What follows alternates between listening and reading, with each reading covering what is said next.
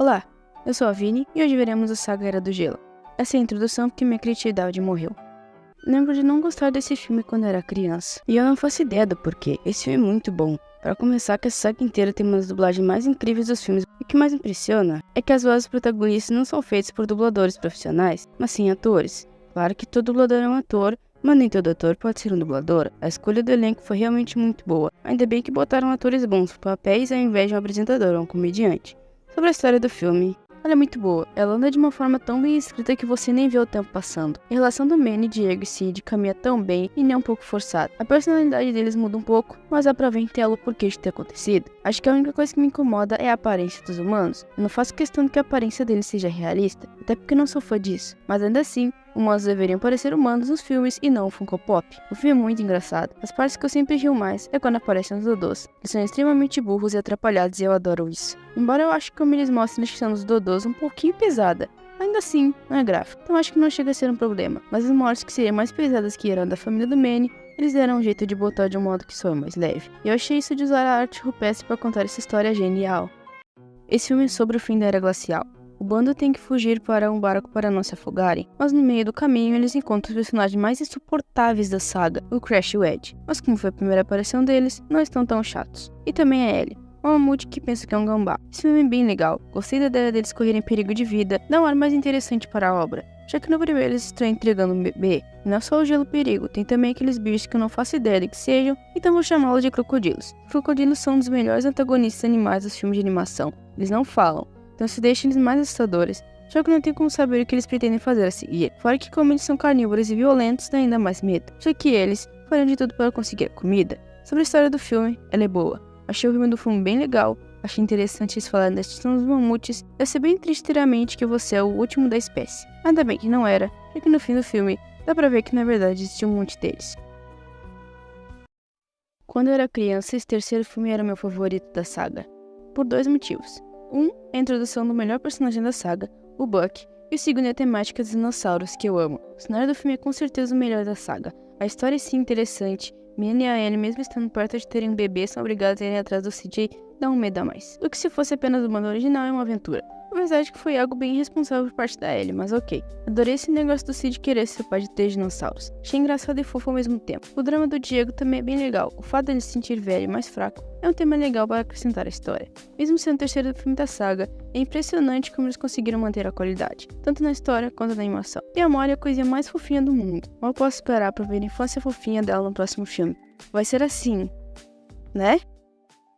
E eu realmente queria saber quem foi que teve a brilhante ideia de pular a infância fofinha da Mora e ir direto para a adolescência chata. Quando eu era adolescente, já odiava adolescentes. Imagina agora que eu sou adulta. Ainda fizeram ela ser uma adolescente insuportável ainda por cima. Sobre a história do filme, acho que as únicas coisas que eu gosto do filme é o fato de finalmente ter um vilão e a vovó. A vovó nesse filme é um ótimo alívio cômico. Nesse pelo menos. E o trem é legal. Eu ainda prefiro os crocodilos do 2, mas ainda assim é bem legal. Eu gosto dele não se fazer de bonzinho no filme, o que é bem comum hoje em dia. Mas de resto, é um filme bem mais ou menos. Eu diria uma nota 6. Isso porque a temática da separação da Pangeia, o bando separando e tendo que enfrentar piratas para se reunir com a Ellie e a Mora são temas interessantes. Mas a maneira que a história é conduzida é muito cansativa. Sempre que eu vejo esse filme, eu vejo velocidade acelerada, e mesmo assim parece que tá demorando demais pra acabar. O casal Shiri e Diego eu acho sem graça. Não sei porquê, só não curto muito mesmo. E no filme que finalmente eles mostram vários mamutes, falando pelo menos, são um monte de adolescentes chatos. Esse filme é bem inferior à trilogia original, embora ele tenha pontos bons e ruins. Ainda assim, podia ser muito bem um final digno para a saga, porque ainda assim, a Era do Gelo, dá pra sentir a essência da trilogia original nesse quarto filme, mas como o dinheiro fala mais alto, faltam mais 2 filmes. Para começar, vou falar sobre o mesmo erro que cometeram em Tinker Bell 4. A droga do subtítulo não faz sentido. Collision Course significa algo como rota de colisão, o que faz sentido no contexto do filme, já que tem um asteroide em rota de colisão com a Terra. Mas o Big Bang seria uma grande expansão de um ínfimo ponto do espaço, chamado de singularidade, com densidade e temperaturas infinitamente altas. O que isso tem a ver com o filme, eu realmente não sei. Diferente do 4 que não dá essas coisas, mas ainda assim, dá pra sentir a essência da Era do Gelo. Ser tão estranho, os personagens e principalmente o Buck parece uma caricatura de si mesmo, parece tudo tão diferente do normal. O Scratch sempre se machucou nos filmes, mas sempre soava algo cômico. Mas nesse filme soa tudo tão dolorido que chega a me deixar enjoada. O Buck tá tão caricato, ele parece que foi roteirizado por alguém que leu sua personalidade em um bloco de notas, mas que nunca chegou a ver o filme. O Manny e a Ellie parece que viraram 2 idosos do nada. Suas atitudes parecem tão diferentes do habitual, além de que tratarem o mínimo como vilão por não gostar do Julian, sendo que eu também ficaria irritada se visse minha filha casar com um idiota que parece ter usado alguma coisa ilegal. O drama do Diego e da Shira é tão dane-se que nem vale a pena se aprofundar. Crash e eles estão 10 vezes mais irritantes do que nos anteriores, e a Mora tá mais tranquila, mas ainda assim não chega a ser um personagem que os fãs realmente vão criar afeição. Eu ainda prefiro a Mora do 3, que aparece por 5 minutos e nem fala do que essa daí. O Sid e a Brooke são um casal tão forçado que chega a me irritar. Esse filme é um desastre do começo ao fim, e podia ter acabado aqui. Podia, né? Só tenho uma pergunta. Por quê? Por que reviver uma franquia em decadência com um dos piores filmes que eu já vi em toda a minha vida? O filme é sem graça, confuso, história que não te cativa, uma animação feia que dói. A franquia nunca teve uma história realmente profunda, mas em quase todos os filmes ela conseguia pelo menos te cativar o suficiente para você se importar com os personagens. Nesse você tá pouco se lixando para o que acontece ou deixa de acontecer com todos eles. Botaram o nome do Buck do filme só para atrair otário. É que os protagonistas são os irmãos Gambás, porque obviamente fazer o filme sobre os personagens mais insuportáveis da série não atrairia público. Então é mais fácil mentir que é sobre um personagem amado, né? A história é infantil, tipo, muito infantil. O primeiro filme tinha sido lançado há 20 anos atrás. Por mais que o público-alvo seja as crianças, uma boa parte das pessoas que viram quando criança na época que foi lançado, então veriam esse novo pela nostalgia. Eu já disse isso antes e vou dizer de novo. Na época infantil, tem que ser ruim, e na época desenho que é exclusivo para criança. Ser uma animação não é desculpa para fazer um trabalho lixo. Eu tenho que registrar algo. Que animação feia. Por que tudo é tão claro e forte ao mesmo tempo que tem um tom esverdeado nojento que me deixa enjoada? Parece feito de massinha. Ele ser feito pro streaming não é desculpa para uma qualidade tão ruim.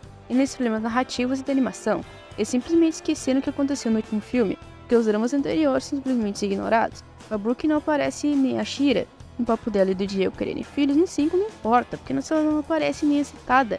Nem a Mora é citada na moral da Ellie. Acho que ela ficou tão chateada porque a Mora foi embora, que ela finge que a garota não existe, porque não é possível ela nem citar a própria filha na recapitulação do começo. Claro, é muito mais importante eu fazer uma referência a uma abóbora do que as personagens anteriores dos filmes, né? A abóbora tem mais importância. E o vilão desse filme é horrível. Dominar o mundo perdido? Sério, não tinha uma premissa menos manjada não?